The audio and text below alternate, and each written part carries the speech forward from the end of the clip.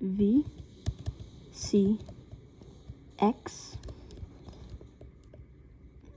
and then Z. Try to keep at the same position and you should have a combo that's very high. You just keep on repeating these things. Then you just carry out with this on top until you have Blizzard name. Then if you time everything perfectly, you should have a very high combo. And then if you want to get mastery on something, you just use that to finish them off. Oh crap. You saw nothing.